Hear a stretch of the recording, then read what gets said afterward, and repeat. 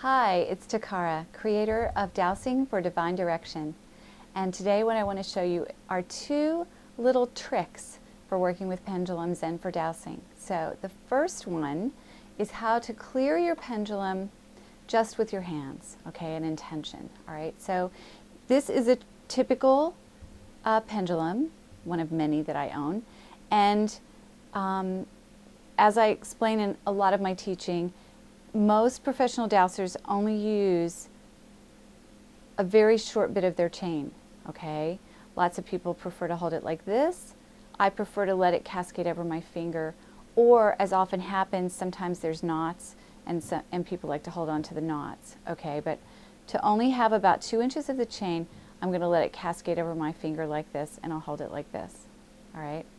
So if you haven't cleared your pendulum in quite a long time, if you haven't especially if you've been clearing energy and there's a lot of negativity that you've been cleaning out with intention and your pendulum, then every now and then you need to clear it, okay? And one of the fastest ways to do that is simply to run your hand down it and throw the energy away, okay? And I just do that a couple of times. I just throw it away.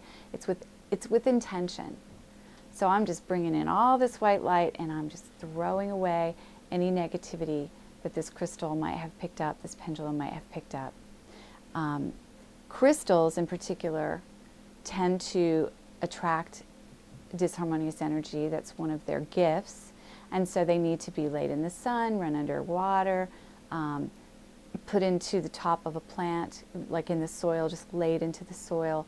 But this is a quick method to just clear that energy, okay? That's one of the first things that I wanted to show you. The second little trick I want to show you is when you're not using a chart, if you've already been trained with charts and you know how to use them, and so you know if you had a chart in front of you where yes is and where no is, and you just want to ask the question like midair, like this, one of the ways to amplify your answer is to make a little circle out of your hand and hold it underneath, about 1 inch to 1.5 inches below, so that you've got one hand above and one hand below. And what happens when you do this, I don't understand the mechanics, I'm not even going to try to, but what happens is there is an amplification. So if your pendulum typically doesn't swing a lot, when you do this and you play around with it for a while, it will tend to swing much stronger, a bigger swing, a more obvious swing or answer for you. And this works not only for a yes-no kind of thing, but also percentages or benefit detriment or any of the charts that I teach.